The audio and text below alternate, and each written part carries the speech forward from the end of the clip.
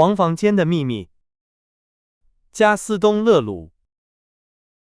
第22章。难以置信的尸体。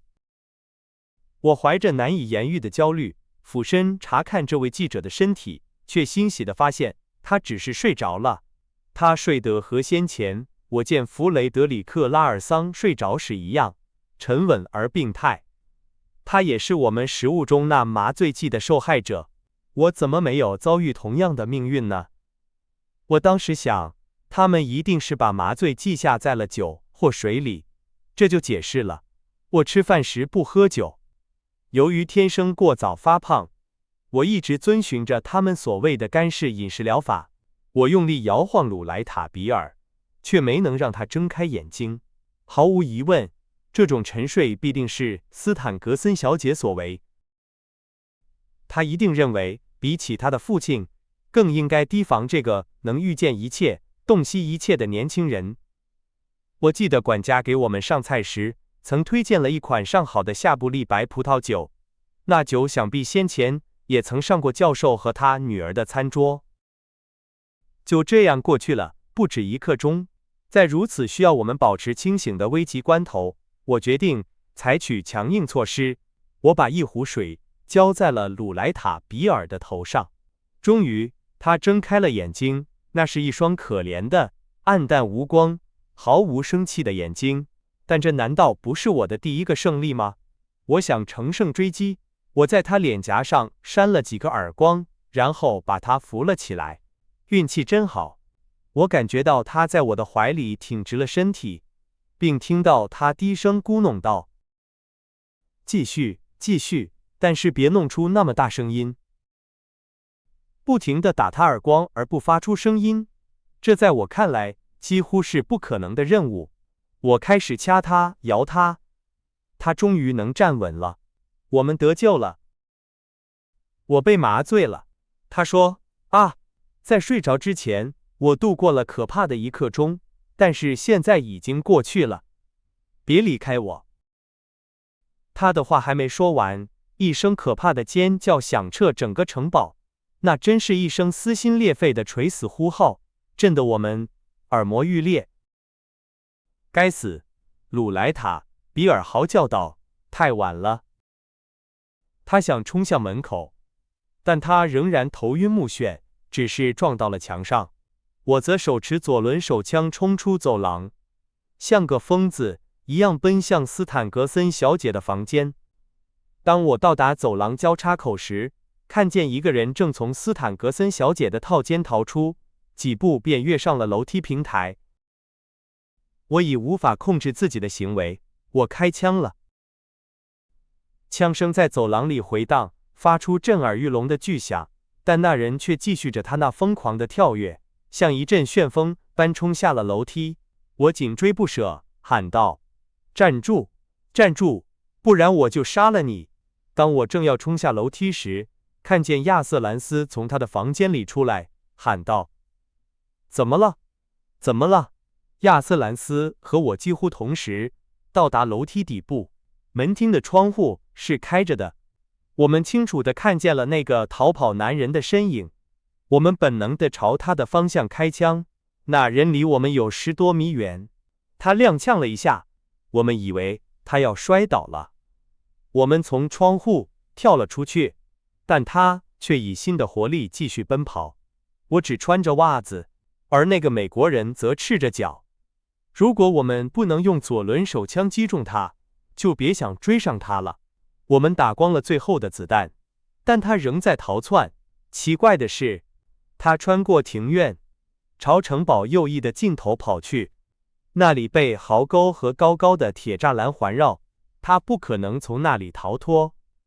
那个角落只有一个出口，那就是现在看邻人居住的那个悬挑小房间的门。那个人尽管不可避免地被我们的子弹击中，但仍领先我们约20米。突然，在我们身后，在我们头顶上方，走廊的一扇窗户打开了。我们听到鲁莱塔比尔绝望地高喊：“开枪！贝尔尼耶，开枪！”那一刻，原本晴朗的夜晚，月光明媚的夜晚，再次被一道闪电划破。在闪电的光芒中，我们看见贝尔尼耶先生手持猎枪，站在塔楼的门口。他瞄得很准，那个影子倒下了，但那人当时正转过建筑物的拐角，倒在了我们看不见的另一边。贝尔尼耶、亚瑟兰斯和我20秒后赶到那里，那个影子死在了我们的脚下。拉尔桑从昏睡中被叫喊声和枪声惊醒，刚刚打开他房间的窗户，像亚瑟兰斯一样向我们喊道：“怎么了？怎么了？”与此同时，我们正俯身看着那个影子，那个神秘的死去的凶手的影子。鲁莱塔比尔此刻已完全清醒，也赶到了我们身边。我对他喊道：“他死了，他死了。”那更好，他说，把他抬到城堡的门厅去。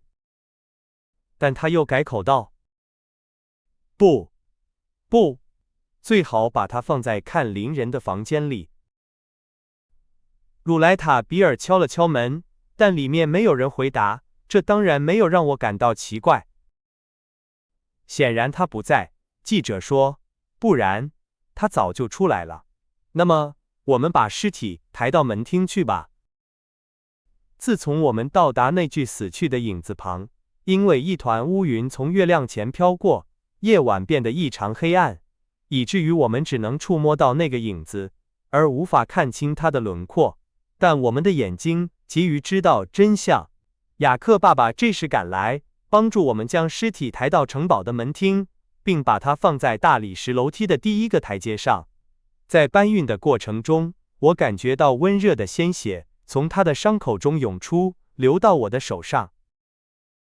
雅克爸爸跑到厨房，拿着一个灯笼回来了。他俯身看着那个死去影子的脸，我们认出了那个看灵人，就是堡垒客栈老板称之为穿绿衣服的家伙的那个人，也是1小时前搭气。我看见他背着一个包裹从亚瑟兰斯的房间里出来的那个人，但我所看到的只能告诉鲁莱塔比尔，而这正是我片刻之后所做的事情。我不能忽略鲁莱塔比尔和拉尔桑，他已在门厅与我们会合所表现出的那种极度的错愕，甚至我敢说是残酷的失望。他们触摸着尸体，看着那张死去的脸，看着看灵人那身绿色的衣服，他们互相重复着：“不可能，这不可能。”鲁莱塔比尔甚至喊道：“真想给自己一枪。”雅克爸爸表现出过度的悲伤，伴随着滑稽的哀叹。他坚称我们搞错了，看灵人不可能是他女主人的凶手。我们不得不让他安静下来。如果被谋杀的是他的儿子，他也不会哭得更伤心了。我认为这种夸张的情感是由于他害怕我们以为他为看灵人的惨死而高兴。事实上，我们都知道雅克爸爸憎恨看灵人。我注意到我们所有人都衣衫不整，赤着脚，或只穿着袜子，而雅克爸爸是唯一一个衣着完整的人。鲁莱塔比尔没有松开尸体，他跪在门厅的石板上，借着雅克爸爸灯笼的光亮，开始脱掉看灵人的衣服。他让他的胸膛裸露出来，上面沾满了鲜血。突然，他从雅克爸爸手中接过灯笼，将光束对准那个裂开的伤口附近，然后他站起身来，用一种非同寻常的、带着几分野性讽刺的语气说道：“这个人，你们以为是被你们开枪打死的，实际上是被一刀刺中心脏而死的。”再一次，我以为鲁莱塔比尔疯了。我俯身查看尸体，然后我才得以证实，事实上，看灵人的身体上没有任何弹孔，而他的胸膛则被一把锋利的刀刃刺穿了。